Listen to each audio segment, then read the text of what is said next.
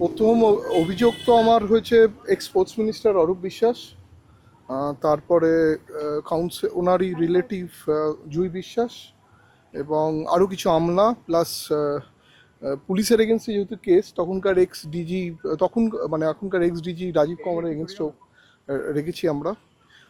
প্রথম তো মাঠে ইন্ট্রুশনের জন্য আমরা দিয়েছি। সেকেন্ডলি উনি যে গাইড জড়ি করে আমার থেকে 20-22 হাজার টাকা 22,000 টিকিট নিয়েছিলেন, আমার মনে হয় উনি সেই টিকিটগুলো হয়তো কোথাও বিক্রি করেছেন, এটাও আমার মনে হয়। প্লাস আরও উনি আমাকে অনেক 5-10 হাজার টিকিটের জন্য আমাকে হুমকি দিয়েছিলেন, শুধু টিকিটের জন্য নয়, প্লাস অ্যাক্সেস কার্ডের জন্য আমাকে হুমকি দিয়েছিলেন স্পোর্টস মিনিস্টার অরূপ বিশ্বাস।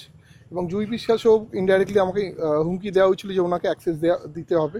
আমি সেটা রাজি হইনি বলে উনি লাস্টে মন্ত্রীর ইনফ্লুয়েন্স খাটিয়ে উনি মাঠে ঢুকেছিলেন। আপনারা এটা জানবেন না, জুই বিশ্বাস এবং ওনার জুই বিশ্বাসের অ্যাক্সেস কার্ড মাঠে ছিল না, উনি ঢুকে শুধু মাঠে ঢোকেননি, উনি ফটোও তুলেছেন।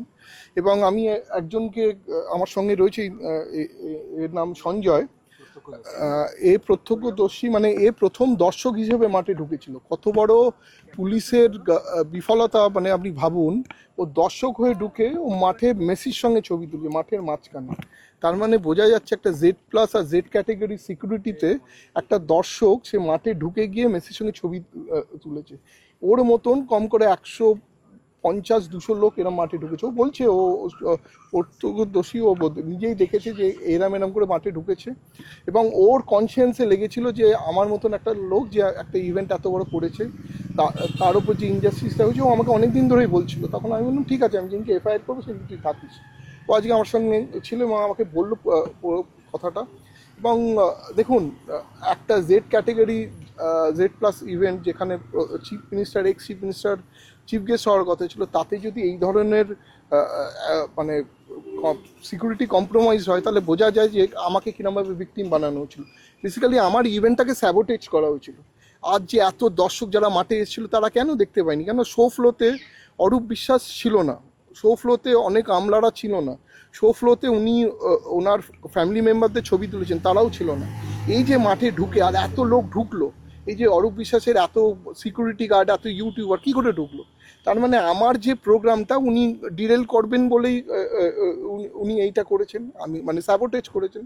এবং পুলিশ, যেখানে আমি ডিজিকে 4 দিন আগে ইভেন্টের গিয়ে আলাদা করে বলে দিয়েছিলাম যে মাঠে লোক ঢোকবার চান্স আছে, সিপিকে বলেছি, জয়েন্ট সিপিকে বলেছিলাম, ওনারা তার মানে মন দেননি। কেন, আমি যখন ওনাকে অ্যাক্সেস কার্ড দেওয়া বন্ধ করেছিলাম, উনি তারপরে আমাকে হুমকি দিয়েছিলেন মাঠটা আমার, আমি দেখে নেবো। আমি যেই অ্যাক্রেডিটেশন কার্ডটা দিয়েছি, আমার কোনো লোক উইদাউট আইডি কার্ড ছিল না মাঠে। এবং মাঠে আমার পিআর আর আমার 2-3 জন টিম ছাড়া মাঠে কেউ ঢোকেনি। বাকি লোক হলো বাইরের লোক এবং অরূপ বিশ্বাসের লোক এবং স্পোর্টস ডিপার্টমেন্টে, সল্টলেক ডিপার্টমেন্টে অনেক পুলিশের লোক ঢুকেছে, তাদের ফ্যামিলিরা ঢুকেছে।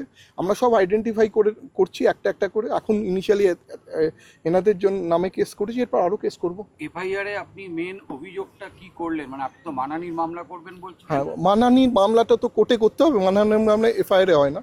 সিভিল স্যুটও করছি, 50 কোটি টাকার আমি ডিফেমেশন কেস করছি, আর 50 কোটি টাকা কম্পেনসেশন ড্যামেজের কেস করছি। সেটা কবে করছেন? এটা এই উইকের এন্ডে, নয়তো নেক্সট উইক বা বৃহস্পতিবার ধরেই চলুন। ওনারা গ্রহণ করেছেন, ওনারা লফুলি যেগুলো আনে, ওনাদের সিনিয়র টিমের সঙ্গে কথা বলবেন, ওনারা দেখবেন, ওনারা আমাকে রেসপন্স করবেন বলেছেন। এখন ওনারা গ্রহণ করেছেন কমপ্লেনটা।